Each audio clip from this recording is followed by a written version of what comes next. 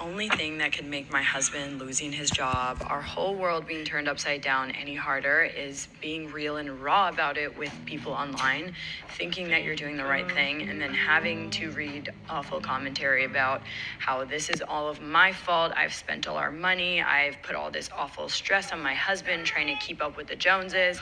And that is so far from the truth. My husband was the breadwinner. He made a very large salary, and our lifestyle was based around that number of money coming in every month. Now that we don't know when he will be getting another paycheck or another job, we have drastically shifted our lifestyle to fit my income, which is much smaller.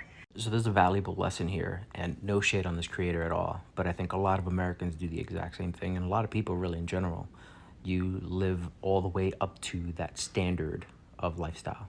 You basically, whoever makes the most amount of money or really combined incomes or whatever, you combine both of those incomes in order to live to that standard. You have the latest car, the newest car, you drive a G-Wagon, you'll drive a Mercedes, and you'll drive all of these things and do all of these things and structure your life around that higher income. And then if and when the final day comes that you no longer have that income, you're screwed.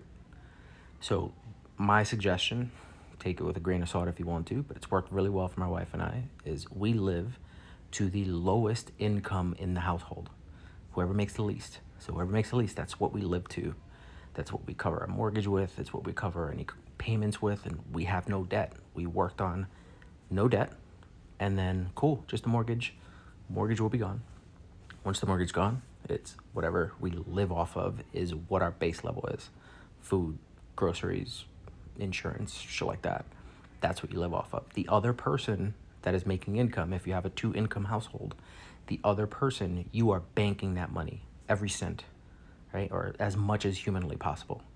So, of course, you splurge every now and then, right? You'll take the kids to Disney or something. You're like, hey, we got this extra cash. Cool, we'll do that. But for the most part, 90% of the money that anyone makes that makes the most, that money is being banked. 401k, Roth IRAs, high yield savings accounts, emergency funds, like money's just banked. Investments, it's the best way to do it so that we avoid these type of situations, because my guess is these situations happen way more often than people let on, and they just continue to try to live up to the Joneses and further and further get into debt with credit card debt. Just my suggestion, don't live that way.